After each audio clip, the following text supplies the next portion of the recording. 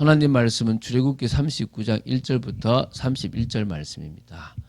1절 말씀을 합독하고 출애굽기 39장 1절부터 31절 말씀을 보도록 하겠습니다. 그러면 출애굽기 39장 1절 말씀을 합독하도록 하겠습니다.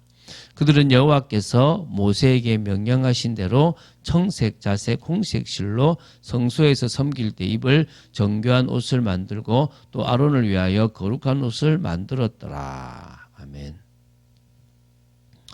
자, 오늘 보게 될 출애굽기 39장 1절부터 31절은요. 성소에서 하나님께 제사 드리는 일을 전적으로 담당할 대제사장 및 제사장의 의복 제작에 대한 내용입니다. 주로 대제사장의 옷들에 대해서 많이 있고요. 일반적으로 제사장들이 입는 옷들도 있는 거죠. 제사장들이 성소에서 하나님께 제사하는 직무를 수행하기 위해서는 특별히 구별된 거룩한 옷이 필요했습니다. 이 하나님께서는 제사장의 의복에 대한 식양을 직접 설계해 주셨고요. 이것을 부살렐과 오홀리압이 그 설계에 따라서 필요한 여러 사람들과 함께 정확하게 제작했다고 보시면 됩니다. 그래서 오늘 이제 이 옷이 완성된 겁니다. 그러므로 오늘 보게 될 본문은요, 이 제사장 의복에 대한 식량에 대해서 기록하고 있는 출애굽기 28장 1절부터 43절의 내용과 일치한다고 보시면 됩니다. 그래서 그때 우리가 이미 28장에서 다루었던 부분이기 때문에 오늘은 특별하게 많은 걸 다루기보다는 만들어졌는데 대강 의미들만 좀 설명하고 마치는 걸로 하겠습니다. 자, 우리 1절을 먼저 본다면요. 성막 건축자들은 제사장들이 성소에서 하나님을 섬기기 위해 정교한 옷을 만들고 또 대제사장의 아론을 위해서 거룩한 옷을 만들었다는 것입니다. 이제 완성됐죠. 그래서 이것이 모세가 그러니까 모세에게 명령하신 하나님의 식양대로 되어졌다는 것입니다. 그러니까 하나님께서 모세가 부살렐과 오홀리압에게 명령한 대로 되어졌다 이 말이겠죠. 자, 우리 2절부터 7절 말씀입니다. 그래서 우리가 앞에서 말했지만 하나님이 원하시는 방법대로 가면 가장 좋은 겁니다. 근데 우리가 거기다가 우리의 생각을 집어넣기 시작하면 사실은 자꾸 문제가 되는 거죠.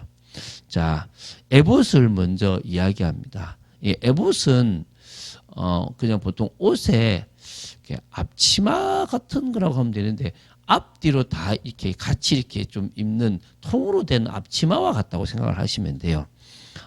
이게 이제 대제사장용으로 만들어진 거룩한 의복이라고 보시면 돼요. 금색, 그러니까 금실, 청색, 자색, 홍색 실과 가늘게 꼰 배실로 섞어가지고 만드는데요. 이 양편 어깨에서 고정되었고요. 거기에 에봇을 매는 허리띠를 엮었다고 합니다. 그래서 이스라엘 지파들의 이름을 새긴 12개의 이렇게 그 보석이 어깨에 고정되어 있었고요. 이 에봇의 길이는 엉덩이 아래까지 내려왔거나 아니면 허리까지만 왔던 것으로 이제 정확하게 추정을 하는데 그쯤 허리나 이까지 아마 내려온 걸로 이렇게 추정하고 있고요. 이 판결 흉패를 이렇게 붙였습니다. 그건 뒤에 나오는데요. 그리고 또 에봇 아래에는요, 제사장의 발끝까지 오는 이 에봇의 푸른 겉옷이 있었습니다. 그것을 갖다가 에봇 받침 긴 옷이라고 합니다. 그것에 대해서는 뒤에 21절부터 26절에 얘기하는데 먼저 이렇게 에봇입니다. 에봇이라고 이렇게 앞치마 같다라고 생각하시면 될 것 같아요. 그리고 이제 그 앞에 이제 이 8절부터 21절까지 뭐에 대한 얘기냐면 흉패에 대한 거예요. 흉패. 요 앞에 이제 여기 12개의 보석을 박은 흉패가 붙어 있었다는 거예요. 자, 이 흉패는요, 한 25cm 가로 세로 똑같은 크기의 이렇게 수를 놓아 만든 물품이라고 보시면 돼요. 대제사장은 이것을 이제 자기의 가슴에 딱 걸쳤는데요. 그러니까 에봇을 입고 그 위에 딱 걸친 게 12개의 보석인데요. 이 네 줄로 세 개, 네 줄로 이 보석을 이렇게 달았고요. 그리고 내 기퉁에는 고리가 달려서 에봇의 고리들과 연결되도록 만들어 놨고요. 이 청색 끈들을 사용해서 에봇과 흉패의 고리들을 묶어서 흉패를 에봇의 정면에 딱 이렇게 부착했습니다. 이게 딱 남들이 쳐다보면 아, 대제사장이구나. 저기 12지파를 상징하는 12보석이구나. 이렇게 되거든요. 근데 이 에봇 자체가 판결까지 붙어 있는 에봇 자체가 하나님의 뜻을 알 수 있었던 거예요. 그 안에 뭐가 있었냐면 우림과 둠밈이라는 게 있었거든요. 그걸 가지고 이제 뭐냐면 하나님의 뜻을 묻는 데 사용했다고 합니다. 그래서 여러 시대마다 이것을 많이 특히 사무엘 상에 보면 이렇게 묻고 했던 부분들이 나옵니다. 자, 22절부터 26절까지인데요. 이제는 에봇 받침 긴 옷입니다. 그러니까 에봇 안에 긴 이제 옷인데 청색으로 된 옷을 말해요. 그래서 이게 이제 대제사장만 입었고요. 에봇 받침 긴 옷의 밑단에 석류 모양 장식과 금방울을 하나씩 교체해서 석류방울 하나, 그 다음에 금방울 하나, 석류 장식 방울 하나 이렇게 이걸 뺑 돌아가면서 이렇게 붙였어요. 그래서 움직이면 딸랑딸랑 소리가 나는 거죠. 우리 무당들 소리 나잖아요. 참, 그게 이 에봇을 흉내내지 않았나 싶어요, 사실은. 그러니까 이 지금 에봇 받침 긴 옷에 지금 방울이 있거든요. 그래서, 대제사장이 성소나 지성소에 들어갈 때 소리를 좀 내므로써 그가 죽지 않았음을 확인했다고 하고요. 그래서 대제사장이 하나님 존전에 나아갈 때 늘 신중하게 몸과 마음을 이렇게 다잡도록 하는 역할을 하는 것이 바로 이 에봇 받침 긴 옷이라고 보시면 됩니다. 이제는 여러 개 이제 기타 이렇게 이 제사장 의복에 대한 건데요. 몇 가지가 있습니다. 첫 번째가 이제 이 속옷을 에봇 받침 긴 옷 아래는 속옷을 만들어 입겠는데 소매가 달린 이 옷은요. 안쪽에 있는 흰색 옷이라고 보면 돼요. 발목까지 나올 정도로 길었다고 합니다. 그러니까 하얀색으로 만들었는데 이것이 정결을 이렇게 다시 말하면 예수 그리스도의 정결, 성결을 이렇게 의미하는 부분들이 있다고 보면 되고요. 머리에는요, 두건과 관을 이렇게 씁니다. 그래서 이게 이제 머리를 덮는 역할을 했고요.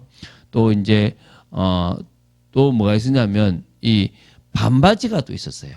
반바지가 있었는데 그거는 이제 앞에서 말했던 그 에봇 안에 입는 속옷과 좀 다릅니다. 이거는 이제 아랫도리를 가리기 위해서 반바지를 입었는데 제사장들이 제단에 오를 때에 하체가 드러나는 것을 방지하기 위해서 죽음을 면하기 위해서 그것을 했습니다. 그래서 사실은 통으로 된 바지다 보니까 밑에가 다 드러나니까 반바지를 입고 그것을 했다고 합니다. 그리고 띠라는 게 있는데 몇 가지 종류가 있는데요. 에봇 위에 매기 위한 띠도 있고요. 속옷을 매기 위한 띠도 있었던 것 같습니다. 그래서 가는 배실과 청색, 자색, 홍색 실로 술을 놓아 띠를 만들죠. 그래서 머리에 관을 쓰고 그리고 안에는 속옷을 입고 그리고 반바지라고 하는 어떤 그런 이제 그걸 또 입고요. 그리고 이제 뭐냐면 이렇게 그다음에 에봇 받침 긴 옷을 또 입고 그리고 에봇을 하고 앞에 흉패를 붙이고 요 관에는 요거 뒤에 나오는데요. 여호와께 성결이라는 것을 붙입니다. 그래서 30절부터 31절에 나오는데요. 거룩한 패를 만들고 도장을 새겨서 여호와께 성결이라고 새기고 그것을 관에다가 붙이는 겁니다. 그래서 1차적으로 하나님 앞에서 봉사하는 대제사장이 죄 문제와 생활면에 있어서 정결을 유지하는 겁니다. 그래서 이것을 청색 끈으로 관 전면에 탁 이렇게 달게끔 만들어 놨어요. 자, 사람들이 지금은 제사장이 목사인 줄 알아요. 목사는 제사장이 아닙니다.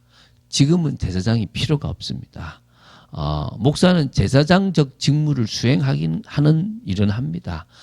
예배를 드릴 때 하나님께로 인도하고 말씀을 전달하는 역할은 하지만 우리는 만인 제사장설이라 그럽니다. 이제는 성전도 필요가 없고 제사장도 필요가 없습니다. 왜?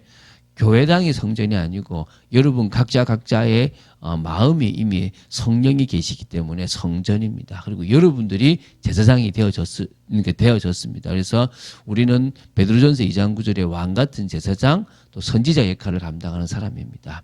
우리가 그 일들을 통해서 매일마다 하나님께로 나아갈 수 있다는 것입니다. 그게 가장 중요한 핵심인 거죠. 그리고 이 옷이라는 것은 그러면 우리가 제사장 역할을 감당하니까 내가 거룩하니 너희도 거룩할지어다라고 하는 레위기 11장 45절의 말씀처럼요.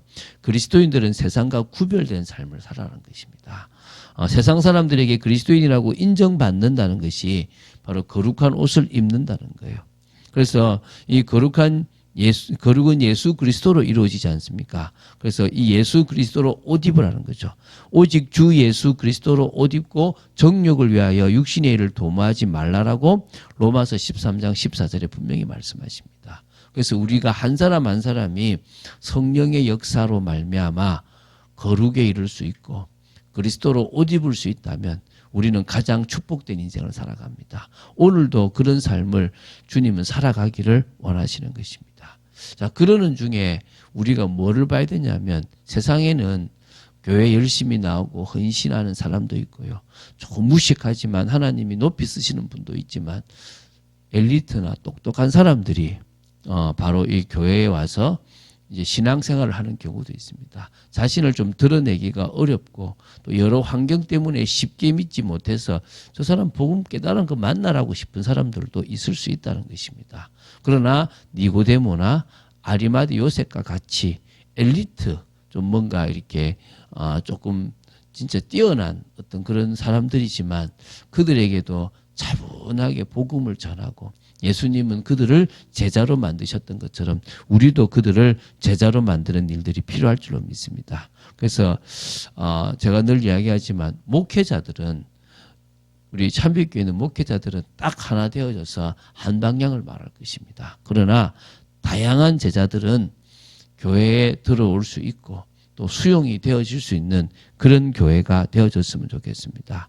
그래서 획일적인 신앙을 요구하는 것이 아니라 정말 다양한 모습들을 가지고 하나님께 영광 돌릴 수 있으면 좋겠고 다양한 제자들이 같이 만들어가고 그러면서 그리스도의 몸된 교회를 세워나가는 축복이 있었으면 좋겠습니다. 그런 일들이 있어져야 될 줄 믿습니다. 말씀을 딱 붙잡고 걸어가는 걸음이 믿음의 걸음입니다. 하나님은 우리가 말씀을 붙잡고 걸어가는 믿음의 걸음을 하길 원하십니다. 오늘도 그런 걸음을 걸어갑니다. 우리가 이해되지 않을 때도 많습니다. 그러나 그 걸음을 우리는 걸어갑니다. 왜? 주님이 우리에게 걸어가기를 원하시고 그것을 통해서 열매 맺기를 원하시기 때문인 줄 믿으시기 바랍니다. 이 시간 그런 축복을 누리는 여러분 되시기를 주 예수 그리스도 이름으로 축원드립니다.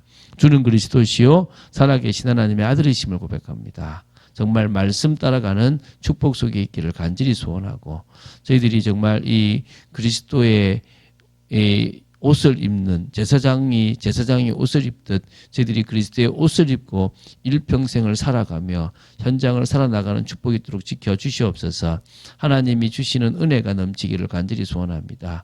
힘주시고 역사하여 주시옵소서. 감사드립니다. 주 예수 그리스도 이름으로 기도드립니다. 아멘.